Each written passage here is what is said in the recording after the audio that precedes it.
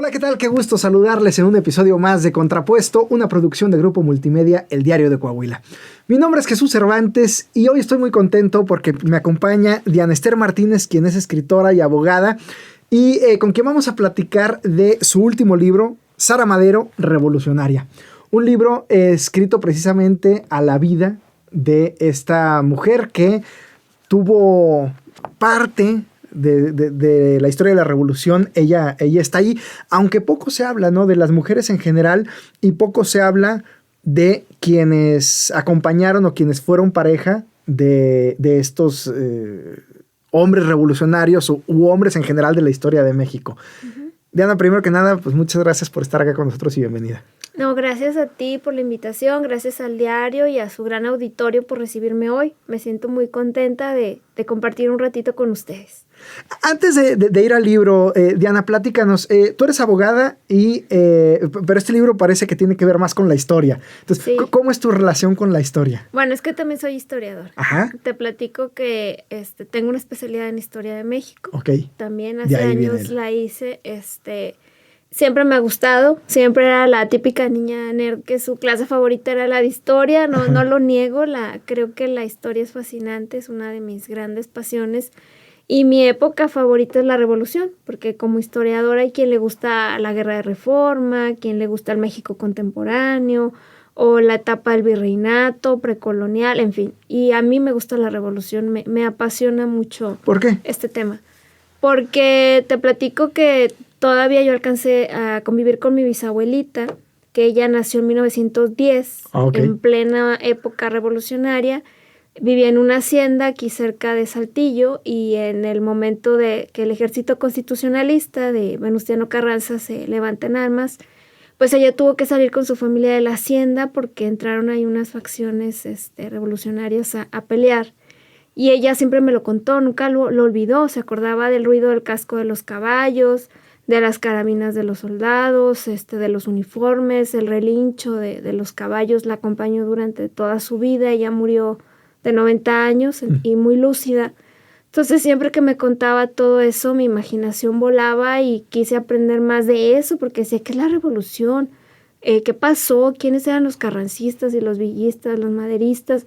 Y empecé a investigar como en segundo de primaria o tercero y no sé, cuando vi el nombre de Francisco I. Madero, que era de Parras y que era alguien muy cerca, un lugar muy cerca de Saltillo, dije, ajá, no, él fue muy importante y vivió aquí cerca, eso como que me voló la cabeza y de ahí para el real, como dicen. ¿Lo sentiste muy cercana a ti, sí, o la sientes muy cercana a ti esta época? Sí, me gusta mucho, me encanta leer, ver documentales, obviamente Madero y Villa son mis personajes favoritos.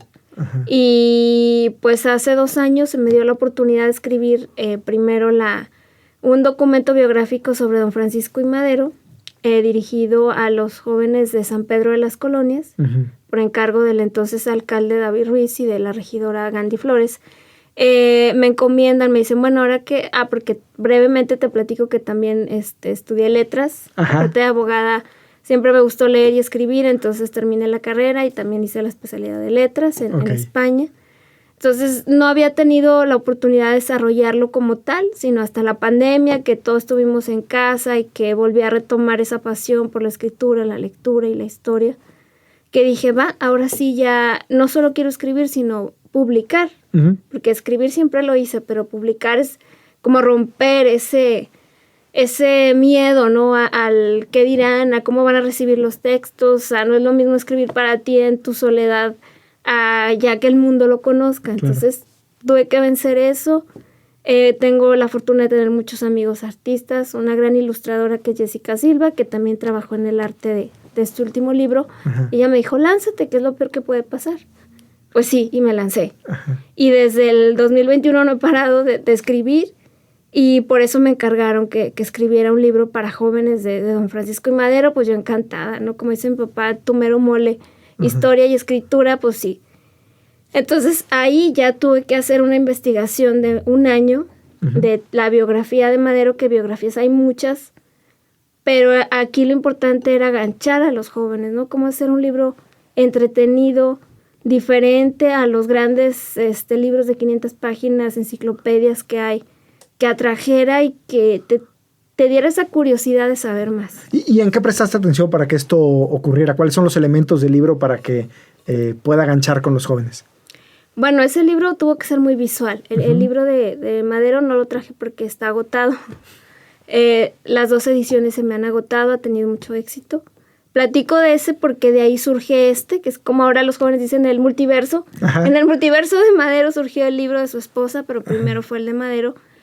Muy visual, así como que se ve que los colores que son llamativos, pues el de Madero yo quería que fuera un cómic, pero quedó más como un tipo novela gráfica, con ilustraciones en blanco y negro, un arte muy bonito de mi amiga Jessica que llama la atención cuando lo ves, tiene un formato distinto, es un formato corto y largo, o sea, como la revista Algarabía, si alguien la ha leído, así con ese tipo de formato, pues para que no fuera ni el típico libro de historia pesado, gordo, que aburrido, sino que fuera ágil, entretenido y visualmente pues muy llamativo. Cercano a los jóvenes, ¿no? Finalmente. Claro. Y de ahí entonces sale como este spin-off. Sí, es el spin-off, ¿cierto? Ahora también así se dice. Precisamente presentó el libro de Madero, que se llamó Madero Apóstol. Gracias a Dios tuvo mucho éxito, a la gente le gustó mucho, y también en San Pedro de las Colonias, mando un gran saludo a San Pedro, porque digo, yo soy sanpetrina de adopción, la gente le gusta mucho la cultura y la historia, me dicen, bueno, y ya que investigaste tanto de Madero, ¿por qué no nos platicas también de Sara? Porque la Casa de la Cultura de San Pedro, les platico que era la casa donde ellos vivieron. Madero vivió 14 años en San Pedro de las Colonias. Okay. Mucha gente no lo sabe. O sea, es el lugar en el mundo en donde él vivió más años. Él nació en Parras, pero a los 5 años o 6 se vino a la primaria a Saltillo. Luego la secundaria la hizo en Maryland, en Estados Unidos. Y luego la preparatoria y parte de la carrera en Versalles, en Francia. Regresa a México, hace una especialidad en Berkeley, en California, 6 meses. Y regresa y se asienta en San Pedro de las Colonias a dirigir las haciendas de algodón que tenía la familia Madero. Entonces, él vivió ahí prácticamente, sí, como 14 o 15 años de su vida, que fueron los más felices. Él dice en sus memorias que fue el lugar donde más disfrutó y donde más se encontró con él mismo, donde cuando se casa con Sara, que era de Querétaro, de San Juan del Río Querétaro, se la lleva a vivir a San Pedro y ahí fueron muy felices. Ok, antes de ir a la historia de Sara y para poner el contexto de la revolución, hay algo que me llama mucho la atención que hace poco escuchaba por ahí algún grupo de historiadores y divulgadores de la historia que ponían la pregunta de si realmente la Revolución Mexicana fue una revolución o fue una guerra civil, en el sentido en el que quienes se levantaron en armas fueron varios grupos. Mexicanos pero contra mexicanos. Además de ser mexicanos contra mexicanos, no eran realmente... No se puede leer del todo como una especie de revolución obrera o revolución de las clases bajas, porque si la lideraba Madero, ya vimos su historial, Carranza no está muy alejado. Entonces, ¿esta lectura tú cómo la interpretas? ¿Es errónea? ¿Es correcta? ¿Puede ser válida? La palabra revolución significa cambio. Ajá. Ya desde ahí partimos para todo. La Revolución Mexicana como tal dividió ahora sí que México del siglo XIX al siglo XX. Fue un parteaguas, fue la gran entrada que México ya necesitaba. Venía de un gobierno dictatorial de más de 30 años, en donde el 90% de la población era analfabeta. Uh-huh. El 2% de la riqueza, bueno, a veces cuando hablo de esto digo, no estamos tan alejados. Sí, o sea, como que mucho no hemos cambiado, bueno, ¿no? Pero ok, estamos hablando de 1910. Cualquier parecido con la realidad es mera ficción.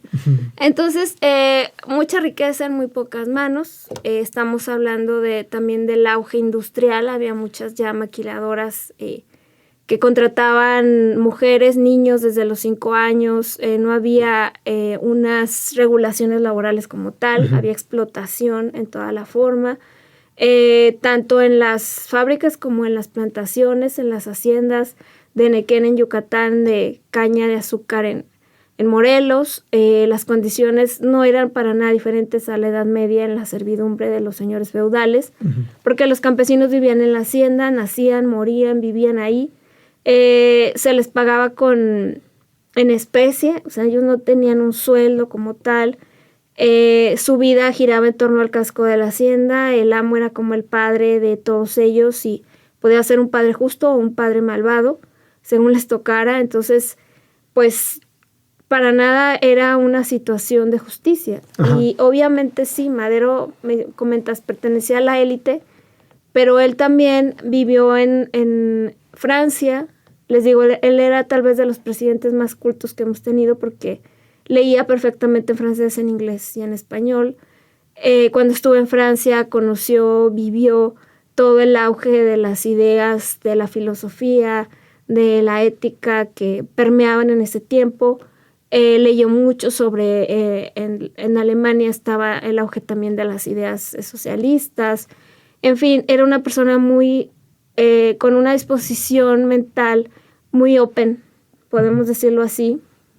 Él no se limitaba solo a su clase, sino que él tenía una conciencia social muy grande y él dijo, no es posible que mientras a mí no me falte nada, hay gente a mi alrededor a la que le falta todo.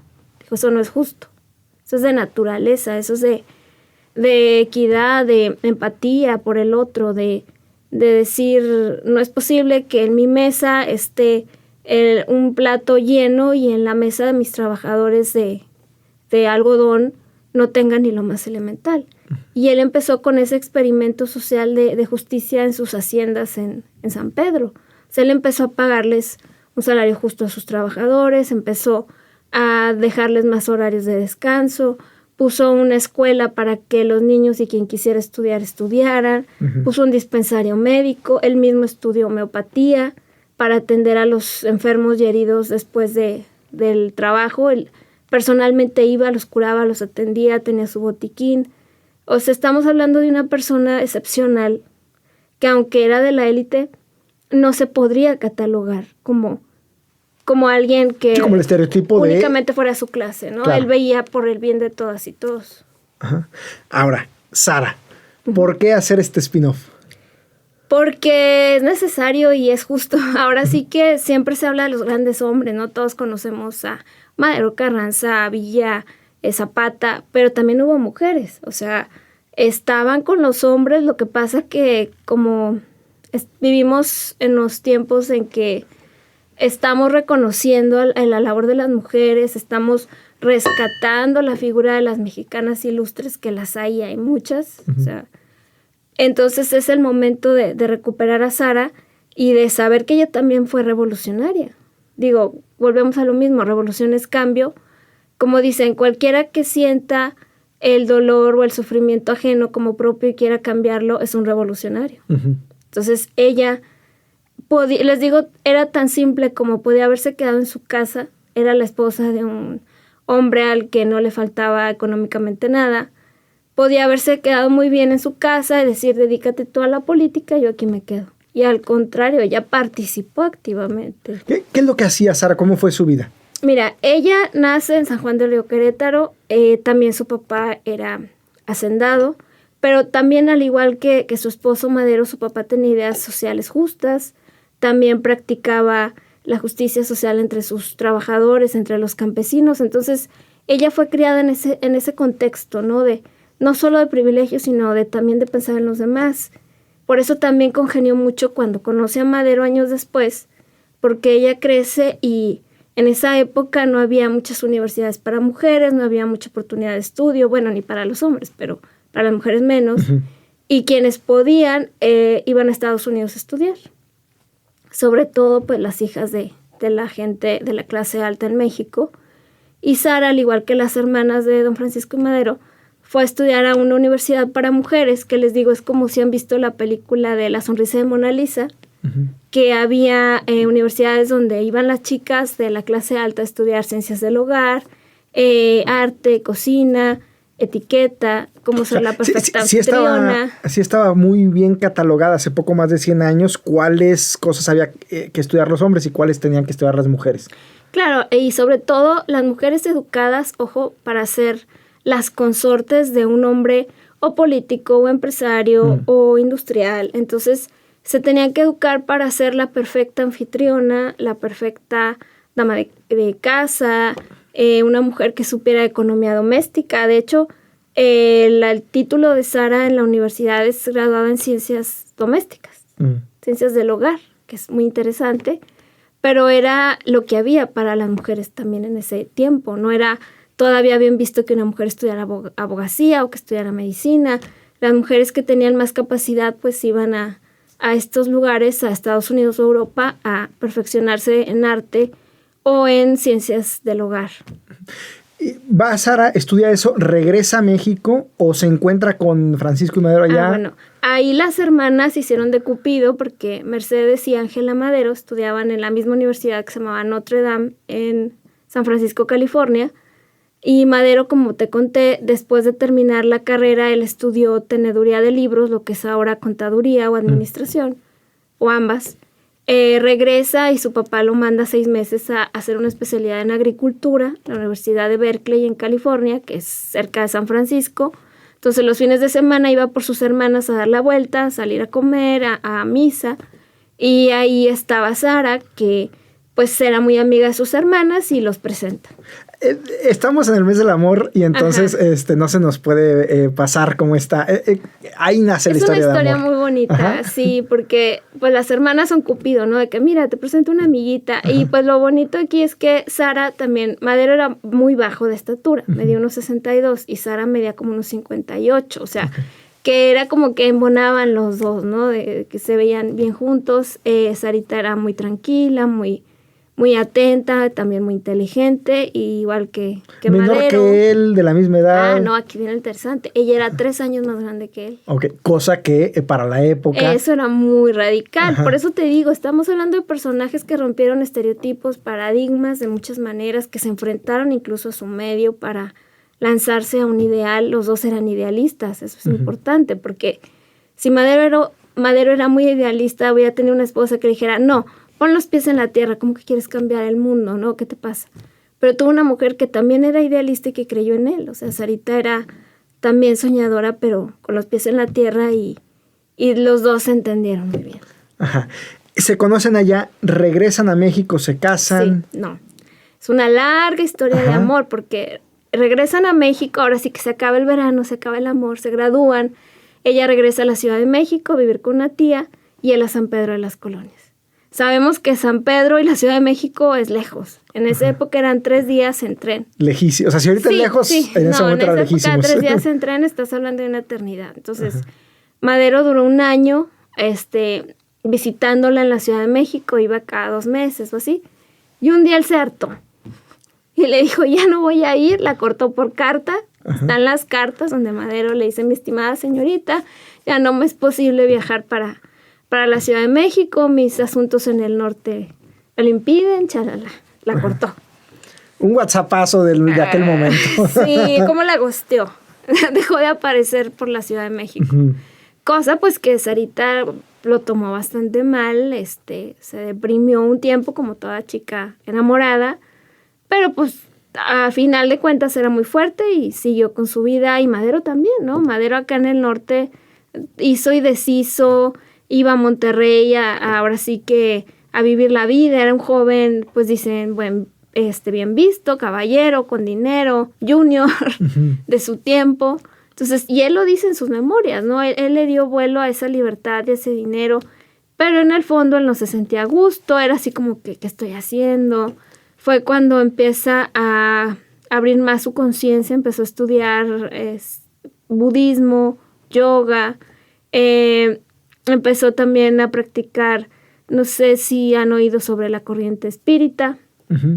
Madero fue espiritista, porque cuando estuvo en Francia conoció a personas espíritas, alguna vez fue a reuniones, entonces ya de regreso en México quiso adentrarse más y en San Pedro funda un club espírita.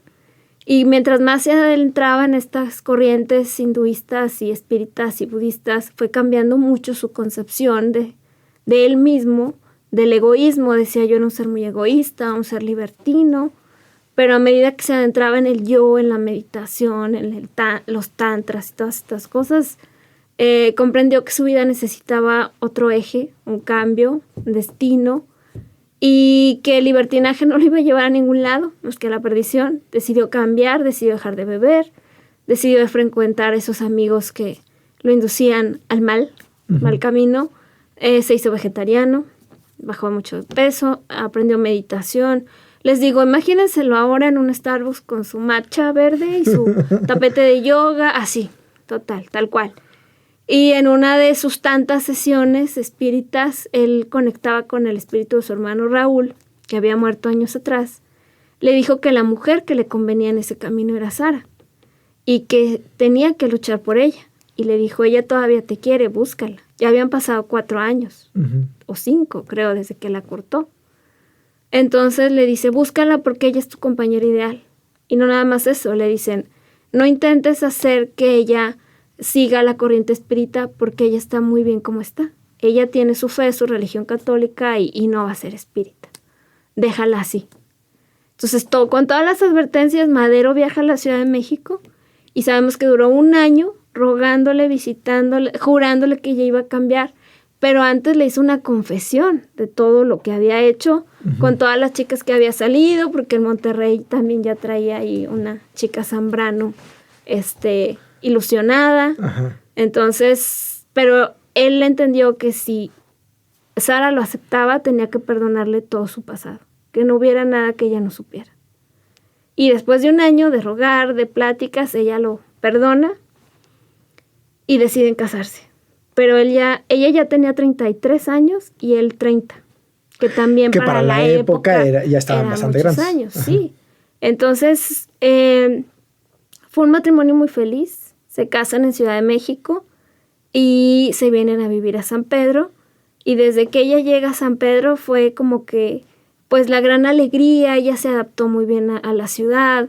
La gente la estimaba mucho. Hacía muchas reuniones con las señoras, tenían la escuela para los niños que ella también visitaba, les organizaba fiestecitas, creó un dispensario. En fin, era como la perfecta madrina de todas las niñas y niños en San Pedro. La gente la quería mucho. Esa es, digamos, la historia de amor entre Francisco y Sara. Ahora, la vida de Sara, ¿qué cosas tuvo Sara que la hacen digna de estudio, que hay que comentar más de ella, que hay que ponerla, pues, en los libros de historia? Pues el solo hecho de que ella le tocó estar en el epicentro de un momento de cambio, no solo en México, sino mundial. En pleno siglo, inicios del siglo XX, se dieron muchas revoluciones, la Revolución Rusa en 1917, la Revolución Mexicana en 1910. Se estaba inventando la luz, la energía eléctrica, que de hecho se hicieron las primeras pruebas en Parras, que eso mucha gente no sabe, porque Edison era muy amigo de los Madero, lo invitaban a pasar temporadas ahí, entonces fue de los primeros lugares donde hubo electricidad en toda América Latina, lo cual habla de que menciono la luz porque es metafórica y real. La gente necesitaba esa iluminación de la conciencia, ese cambio, es decir, basta ya de todo lo que hemos vivido, de la opresión, de la injusticia, y vamos a cambiarlo. Y Sara estuvo desde un momento en el epicentro, porque Madero le contaba todo a ella, era su confidente, no había nada que él no le contara, le dijera de las reuniones políticas, del rumbo que él quería darle a la nación. Cuando escribió su libro La sucesión presidencial en 1910, ella leía los manuscritos, le sugería cosas, le sugería cambios, él le decía, ¿qué te parece? Ella le decía, mira, ¿por qué no le pones así? O sea, ella estuvo desde el primer momento involucrada en la Revolución Mexicana. Fueron una pareja muy, muy cercana, digamos. No había, como dices, no había algo que hiciera pensar a Madero que no lo haya compartido con Sara, ¿no? Sí, se compartían todo, lo bueno y lo malo. Como dije, ella nunca lo disuadió de sus ideas de libertad, porque, ojo, para Madero lanzarse a liderar la revolución fue muy difícil. Su familia se opuso. En pleno, todos los Madero dijeron, no, vas a conducir a esta familia a un abismo, o sea, ¿qué necesidad tienes? Nosotros estamos muy bien, o sea, ¿por qué quieres venir a quitarnos nuestra calma, nuestra paz con esas ideas de locura? Mucha gente tachaba a Madero de loco, en su momento, o sea, como que quiere cambiar al mundo, o sea, y sin embargo, contra todo eso, con un afán tipo hasta quijotesco, dijo, me enfrento a todo, y yo quiero ayudar a este país, yo quiero que se acaben las injusticias. Y su esposa siempre lo ayudó, nunca lo disuadió, le dijo, al contrario, vamos. Y en la medida que ella podía, también lo apoyó, con su familia, Querétaro también, con algunos recursos incluso, porque Ya en la plena época de campaña política, se vieron atacados por el régimen de Díaz, fueron perseguidos, tanto ella, investigada ella por ser pues conducto de Madero de información, como él, ¿no? Madero estuvo en la cárcel. Cuando escribe el plan para derrocar a Porfirio Díaz, estaba prófugo de la prisión, se escapó de San Luis Potosí porque Díaz ya lo veía como un oponente peligroso y lo mandó a encarcelar. Y por eso, y Sara siempre estuvo con él. ¿Qué fue de la vida de Sara a partir de la muerte de Francisco? Fue muy doloroso. Ella le sobrevivió casi 40 años. Es muy interesante. Ella muere hasta la 1952, más o menos.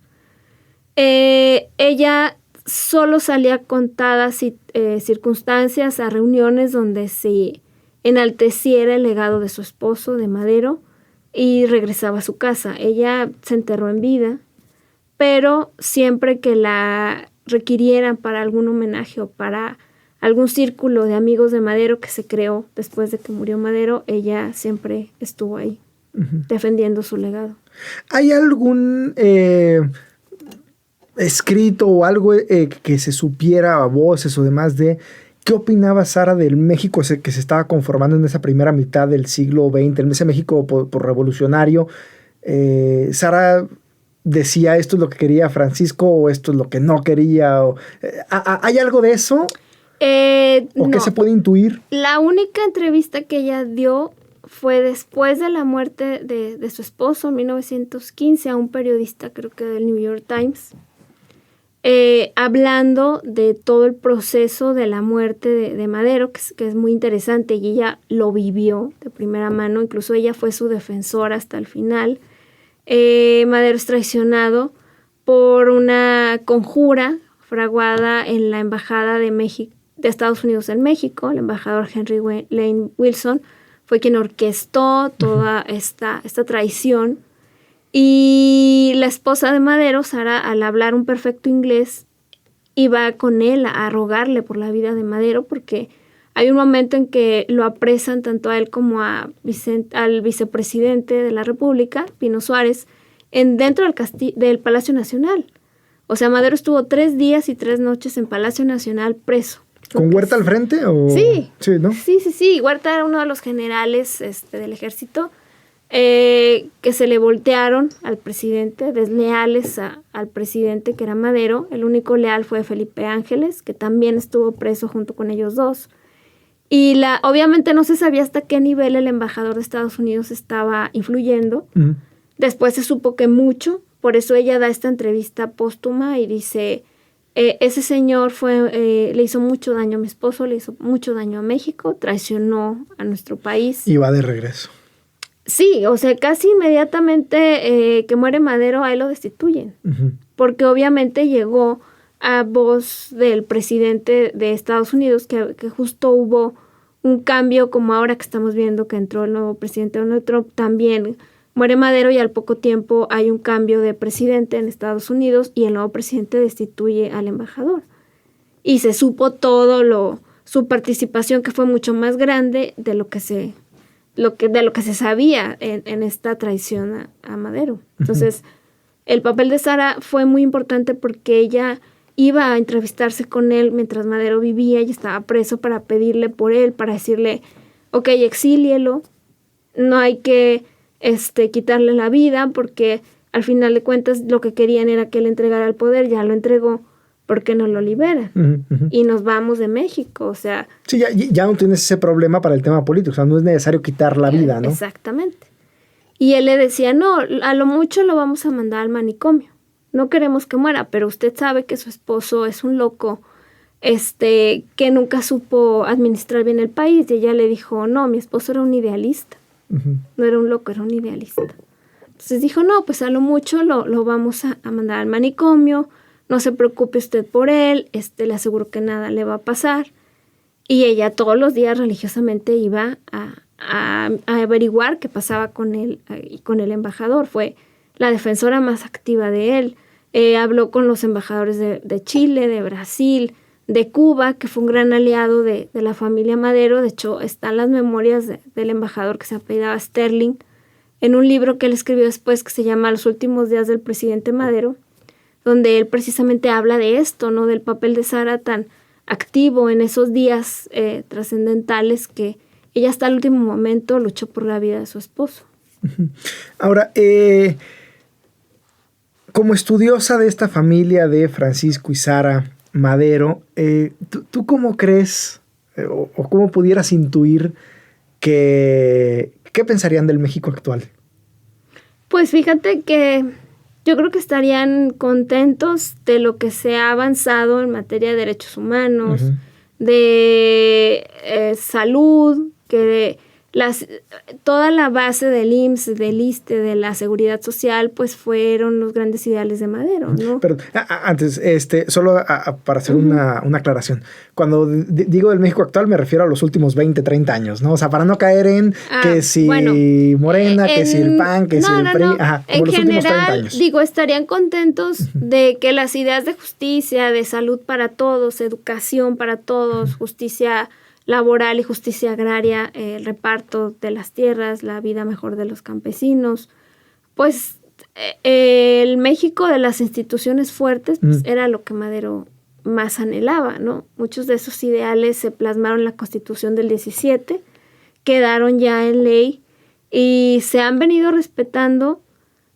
Sabemos que con sus bemoles, con sus pros, contras, retrocesos, avances, pero creo que el México de fuerte que quería Madero sí se consolidó y tenemos la obligación como mexicanos y mexicanas de que esa consolidación siga, que no haya retrocesos. Que las instituciones sigan siendo fuertes y sigan siendo justas y sigan siendo igualitarias. Y pues más ahora, ¿no? Que las mujeres, es interesante porque Madero siempre reconoció a las mujeres, les dio su lugar, nunca las hizo de menos ni mucho menos. Su esposa era su consejera política. Cuando él fue de gira, fue su esposa con él. Mientras él hablaba con los hombres en las reuniones de los políticos, ella hablaba con las esposas y con las mujeres hacia sus círculos políticos de mujeres. Por eso también digo, ella tuvo su parte. Ella también escuchó la demanda de las viudas, de las empleadas de las maquiladoras, también de las mujeres de sociedad que tenían una conciencia social amplia. Por ejemplo, en Ciudad Juárez conocieron a una dama de sociedad que estaba fundando los orígenes de la Cruz Roja, porque a nivel mundial ya iba a iniciar la Primera Guerra, entonces ya había como que indicios de que se iba a necesitar un sistema de salud más avanzado que atendiera a los heridos de guerra. Entonces esta señora ya estaba formando uno similar en Ciudad Juárez y Sarita tomó la idea y ella crea la Cruz verde neutral, la Cruz blanca neutral, perdón, que es el precursor de la Cruz Roja. Diana Esther, has escrito sobre los Madero, digamos. ¿Qué viene? ¿Qué viene más adelante en este 2025, quizá para el 26, para el 27? ¿Qué proyectos traes? Pues mira, fíjate que hablando de spin-offs, y hoy justo estaba pensando en eso, de que me dicen, bueno, ¿qué otro personaje ligado a los Madero, ya que has estado estudiando tanto a los Madero, pues tal vez en un futuro hablar de Gustavo Madero, que también hay información, pero que también tuvo su gran parte y su gran contribución en la historia, puede ser. Pero por lo pronto en este año estoy en un proyecto muy interesante que no tiene que ver con la historia, sino con la actuación, porque es actor. Estoy colaborando con Edmundo Arizpe, el gran actor de cine, teatro, telenovelas y televisión coahuilense. Estamos en sesiones de pláticas para escribir sus memorias. Se va a llamar Memorias de un actor. Va a estar muy interesante. Ya las pláticas son muy interesantes. Es una persona, tiene 82 años, entonces a él le tocó estar en mucho México. Más joven, ¿eh? Sí, porque él ha vivido la vida muy feliz, ha hecho lo que le ha gustado por muchos años. Digo, o sea, ser actor a ese nivel de tanto tiempo, pues te da una cierta sensación de bienestar, ¿no? Como que él es de los pocos, creo yo, seres humanos que no solo hizo lo que le gustaba, sino que vivió de eso. Y está muy orgulloso y tiene una trayectoria impresionante. Tiene las medallas de la ANDA de 25 y 50 años de servicio activo, lo cual pocas personas en México y en Coahuila es el único actor que las tiene. Entonces va a ser un proyecto muy interesante. Sí. Qué bien, pues ya estarás en este espacio si te parece bien compartiendo Claro que sobre los resultados de sí. de este proyecto. ¿Y algún otro proyecto que te llame la atención como a futuro, independientemente de los personajes históricos coahuilenses? Bueno, también me gusta escribir cuentos infantiles. Tengo un cuento que escribí también para mi perrita Rory. Y los niños, cuando lo voy a leer a kinders o a primarias, me dicen que escriba más historias, otros spin-offs de la vida feliz de Rory, como se llama el cuento. Entonces, quiero escribir también más, desarrollar más esa faceta de cuento infantil. Seguir escribiendo, entonces. Claro, sí. Y una vez que empiezas ya no paras. O sea. ¿Dónde encontramos este libro de Sara Madero, Revolucionaria? Bueno, mira, ahorita... Lo voy a poner por acá. Lo tengo en venta conmigo. En mis redes sociales me pueden buscar como Diana Esther Martínez, en Facebook, en Instagram y en Twitter.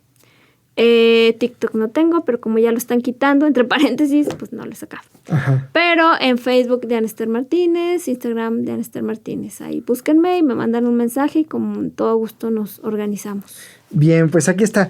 Muchas gracias, Diana Esther, por estar acá con nosotros. No, a ti, y creo que puse mucha dedicación en contestarte todas las preguntas tan interesantes. No, hombre, te agradezco muchísimo por estar con nosotros y a ustedes por acompañarnos en este episodio histórico y amoroso también a propósito del mes con la escritora Diana Esther Martínez.